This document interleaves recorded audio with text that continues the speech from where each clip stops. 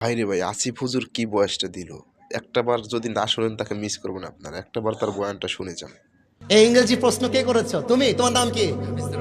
হাফিজুর রহমান। আচ্ছা ঠিক আছে, তোমার প্রশ্নটা পড়া ট্রাই করি। আচ্ছা, আসসালামু আলাইকুম ওয়া রাহমাতুল্লাহি ওয়া বারাকাতুহু। ওয়া আলাইকুম আসসালাম। হুজুর, my name is MD Hafizur Rahman. I love you for the sake of Allah. I have a question for you. This is not only my personal question, it is also the same question shared by all the young people of our area. MashaAllah, अच्छी बात है।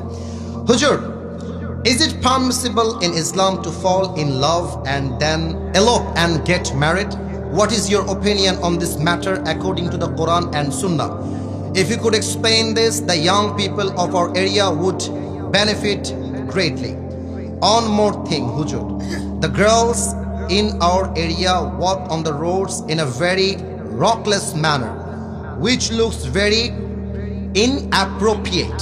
Please say something about this issue as well. That's a very important question. সে বলেছে, কারোর সঙ্গে প্রেমে যে আমরা পড়ে যাই, ভালোবাসায় যে পড়ে যাই, এটা কি ইসলামে জায়েজ আছে কিনা, এবং প্রেম করে বিয়ে করাটা জায়েজ আছে কিনা, that was the first question. Second question Hafizur Rahman করেছে যে আমাদের এই এলাকাতে অনেক মেয়েরা রাস্তায় বেপর্দা বোরকা খুলে ঢ্যাং ঢ্যাং করে হেঁটে বেড়ায়। এটা কি সত্য না মিথ্যা রে ভাই আমার? সে বলেছে হুজুর এই মেয়েদেরকে নিয়ে কিছু বলার চেষ্টা করবেন। আমার প্রথম উত্তর হচ্ছে, প্রেম করা এবং প্রেম করে বিয়ে করাটা হচ্ছে এমন যেমন চুরি করে গরু কুরবানি দেওয়া। অনেকে বলে হুজুর প্রেম তো করছি, কি হয়েছে, হাম তো শাদি কর লেঙ্গে, বহুত জলদি কর লেঙ্গে। তো এমন একটা ভাব যে ও বিয়ে করলে মনে হয় সব গুনাহ মাফ হয়ে যাবে। ব্যাপারটা এরকম নয়। কোন মেয়েকে রাস্তায় পছন্দ হয়েছে, লাইন মারতে যাবা না, সোজা গিয়ে মেয়েকে বলবা আপনার বাপের নাম্বারটা হবে কিনা। মেয়ে যদি বাপের নাম্বার দেয়, সোজা মোবাইল ফোনটা বের করে নাম্বারটা তুলবা। You just have to call her father, और बाप के कॉल देबा, बोलबा this is Hafizur Rahman from Papna Ataikula. I like your daughter so much. So please, would you allow me in your life as a জামাই? আপনি কি আমাকে আপনার জীবনে ফ্যামিলিতে জামাই হিসেবে জায়গা দিবেন? তো শ্বশুর যদি বলে আচ্ছা তুমি আমার মেয়েকে বিয়ে করতে চাও, তাহলে আসো সবাইকে নিয়ে আমার বাড়িতে ঘুরে যাও, মেয়েকে দেখে যাও, যদি খাপে খাপ মিলে যায় মঞ্জুর বাপ হয়ে যাবে। আর মেয়ের বাপ যদি বলে যে বাবা আমার মেয়ের না অন্য কোথাও বিয়ে ঠিক হয়ে গেছে, বলবা আল্লাহ হাফেজ। এর কারণ কি, কোন মেয়ের জন্য ছ্যাঁকা খেয়ে বেকা হয়ে যাব আমি পাবনার ছেলে, এটা হতেই পারে না। আর দ্বিতীয় কথা, যুবকটা বলেছে হুজুর অনেক মেয়েরা রাস্তায় ঢ্যাং ঢ্যাং করে হেঁটে বেড়ায়।